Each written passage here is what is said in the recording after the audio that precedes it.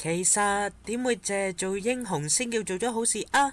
例如幫下人擦黑板啊，教下人做功課啊，都係叫好事嚟㗎。咁以下呢啲同學呢，就對佢攞獎有以下睇法喎。其實我覺得廖卓希同學都係一個好人嚟嘅，雖然佢唔夠我錯，但係我有一次我唔記得帶冷衫啦，佢都會借俾我獎。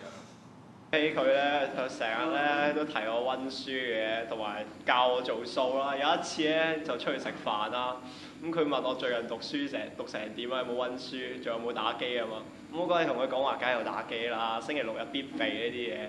咁然之後佢就同我講話，中午咯仲打機，點樣考 DSE 啊？咁然之後嗰陣時我就諗，咁啊係嘅，我話成日打機又唔温書，我到而家連自己弱點都唔知係乜嘢。咁所以我覺得佢咧，就攞呢個好人好事係實至名歸嘅。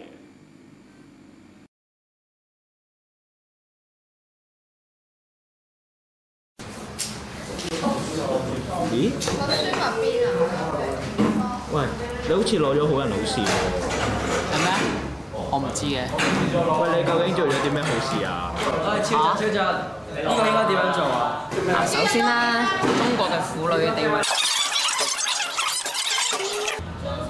所以咧呢題就係咁解啦。你而家明未？我明啦。你爭咩明？喂，你答埋我先啦。你究竟做咗啲咩好事啫？我冇乜做好事。唔係啩？你頭先咪教咗人功課咯？吓？咁都算好事，好平常啫。有一日 lunch 又多功課又多測驗，一間仲要默書添啊！我連拎外賣嘅時間都冇。唉，你知㗎啦，理科日頭一劑，晏晝一劑，放學又一劑。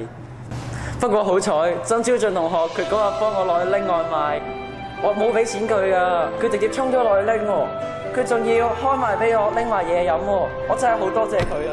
所以我覺得呢一個好人好事根本就係佢嘅。可唔可以幫我打格仔先？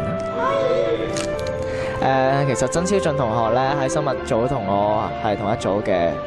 有一次嗰陣時咧就係 lunch 前一堂啦，我就突然之間發現我冇帶到銀包喎，咁又趕住 lunch 有嘢做啦咁樣，所以咧我就問佢借錢，佢就好爽快咁俾咗一筆錢我啦，而且仲話唔使我還添，所以咧喺經濟上面咧佢幫咗好多噶，就係咁啦。